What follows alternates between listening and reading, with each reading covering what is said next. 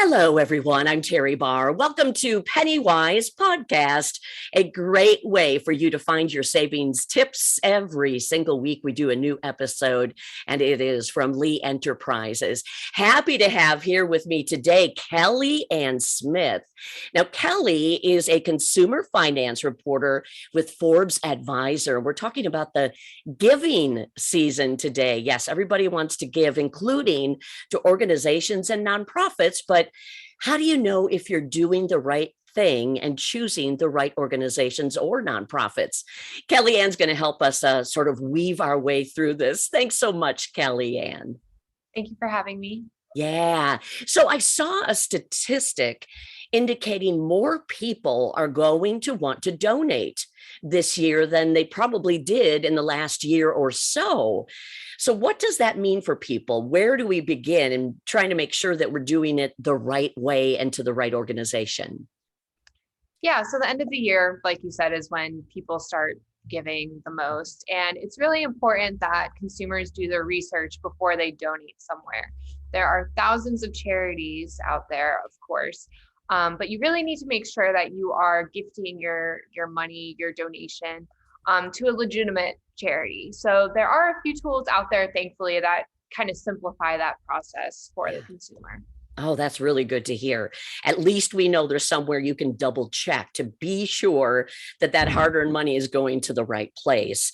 How do you, first of all, and you've put together some terrific tips for all of us. So how do you, first of all, choose which kind of maybe nonprofit or organization you want to support? Yeah, well, you can start off by doing your own research. You can start with a Google search, or you can head to the IRS, and they have a database of tax exempt organizations where you can search through that as well. But it really starts with you thinking about the cause or the mission that's most important to you. And then you can go from there. So if you maybe want to donate somewhere in your local community, you can search via where you're located. But if you're looking to maybe donate to something on a national scale, that's when it can get a little more tricky. So then there are really great resources out there that there are these giant databases where they put in a ton of data about charities. Charity Navigator is one of them. And what's really cool about them is they kind of rank charities based on, what they're doing with your money, their transparency, their mission, how much they pay the CEO, kind of all of these different criteria to give it basically a score. And so the higher the score, the more, your money is going to be going toward the cause instead of, maybe some overhead costs or something like that. Yeah. So those databases are really helpful, and they really simplify the process for the consumer. That is so great to know, because you wonder sometimes, is this legitimate? Am I doing the right thing? And it is great to have these resources to be able to double check. And honestly, some of the things you said that we can, find out, Charity Navigator, maybe some other ones, that's pretty revealing. I would think that would make people feel a lot better about who and why they're giving. Yeah, definitely. Charity Navigator is one of them. GuideStar is another one. And then another really good thing about these databases is if you're not really sure where you want to donate, they kind of compile these hot topics lists of top charities for a certain cause. So when the Afghan refugee crisis happened, they had long lists of charities that were supporting that cause. So it's really great kind of tool that you can navigate. You can kind of make it your own as well, depending on where you're at in your search. Okay, so Charity Navigator and GuideStar, and it sounds like it's simple enough that you can just Google to find those websites, and from there plug in what you're looking for. I love the idea of giving from your heart, but still using your head to make sure that it's a smart donation. That's terrific. What about, and we're seeing a lot of this all throughout the year, but again, right now, probably a little more so, crowdfunding sites. How can we know these are legitimate? Yeah, so crowdfunding can be a little tricky because there's a lot of platforms out there now that enable them. Originally it was just GoFundMe, but I mean, I'm pretty sure you can start crowdfunding even on Facebook now. Right. So I wouldn't necessarily deter people away from contributing to crowdfunding, but there's just some things you need to be aware of before you do. For instance, you should probably know the person who's doing the fundraiser, if it's going directly towards someone. Right. And also you need to just keep in mind that some of these platforms take a pretty significant percentage fee to process your donation. So not all of your money is going to be going toward that cause, Okay. The processing fee can be as much as 5% sometimes. So you just really Ooh. need to look into that before making the decision to contribute to crowdfunding. But at the same time, don't let that deter you, because definitely during the pandemic, a lot of people have had to rely on those for raising money for day-to-day expenses. So Yeah. if that's something you want to make an impact on a small scale for one individual, it can be a really great tool, but just be aware that maybe all of your money might not be going directly to them. Have you heard of scams through this as well? Just you don't want to frighten anybody, but at the same time, it's always good to sort of do the beware. Have scams happen through these crowdfunding sources? Yeah, I mean, there have been stories about people raising a ton of money for, saying it's for their small business or medical bills, and then they get caught going out and gambling with it or something. I mean, there's always that risk. Absolutely. But it kind of just goes back to using your head. Like, do you know this person? Is this person trustworthy? Or is it maybe a small organization that is running the crowdfunding campaign? Right. So yeah, those are just a few things to keep in mind. There will always be bad apples, but it's all about, the consumer using their brains and their smarts to kind of try and not get themselves in that situation. Absolutely. We need to use our brains for sure. Even though I know, again, it's coming from your heart, but sometimes you have to slow down a little bit and do this kind of research. One of the other ideas you have, and I love this because if you're not sure about who you want to donate to or support, what about instead shopping local? Your money's going directly to these small businesses then. How does this work? And why is that a good option?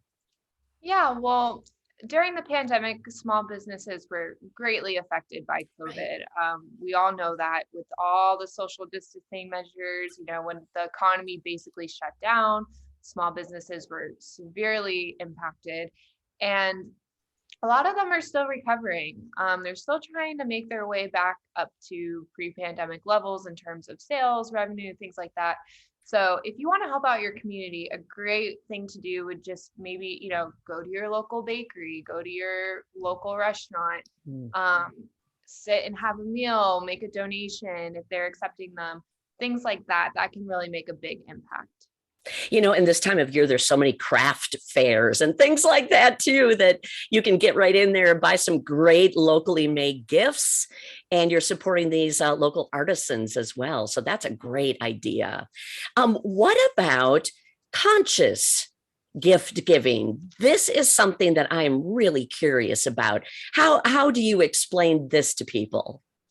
Yeah, well, the holidays are definitely a time for all of us to get together, share our gratitude for each other, but it's also kind of turned into this mass consumerism Yeah. chaos time of year, so to say, with Black Friday, Cyber Monday, and truthfully, a lot of people are kind of getting burned out from that. Yeah. They're getting kind of tired of the doorbusters and, sales that aren't really sales. And for the people who maybe want to take a step back and kind of reevaluate, how much they're spending, what they're Mhm. purchasing, and not just giving a gift just to give it. So conscious gifting, it's this concept of picking one thing that is maybe very, very thoughtful, well-intentioned, maybe one gift for one person, and giving them that. And it also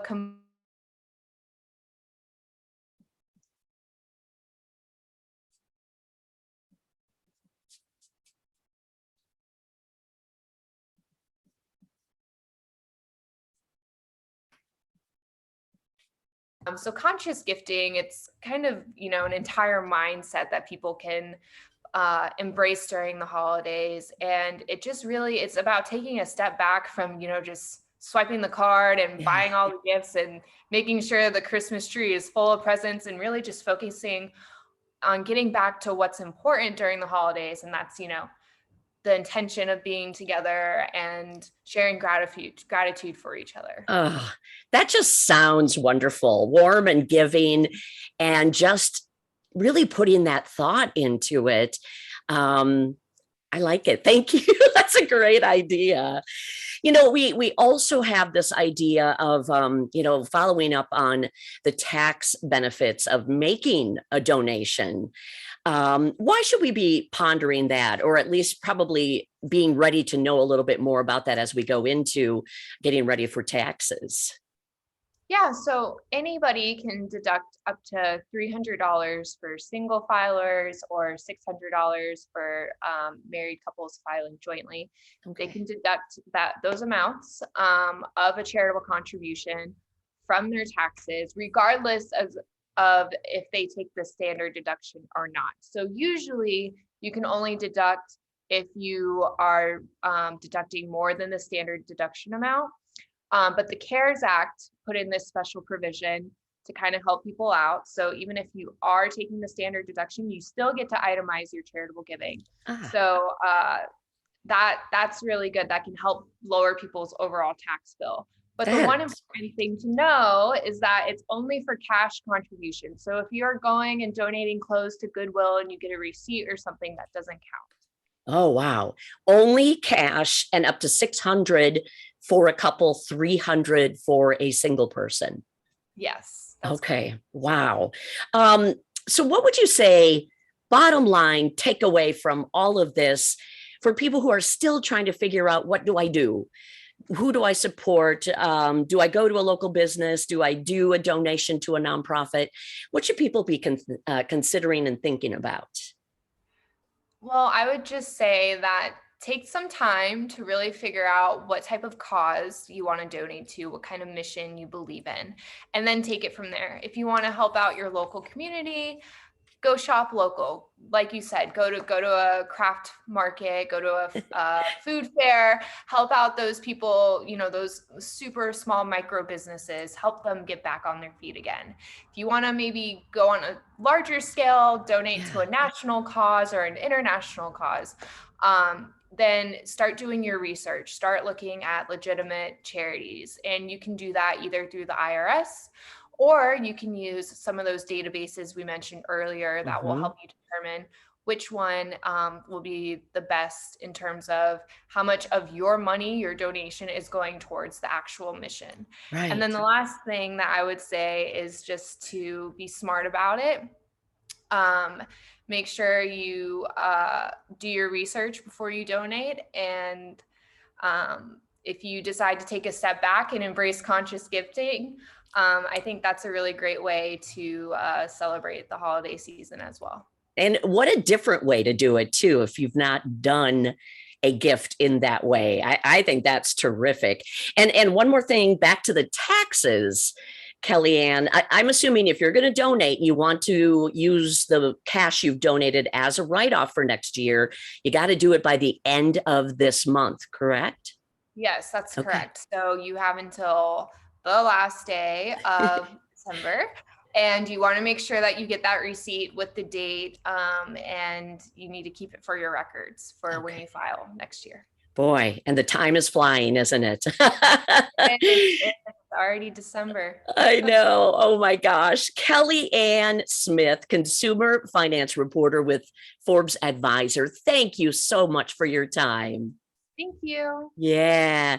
And again, you are listening to the PennyWise podcast. I'm Teri Barr, your host with Lee Enterprises. And don't forget, we put out a new episode every single Thursday to try and help you save money. Thanks for listening this time. We'll see you next time.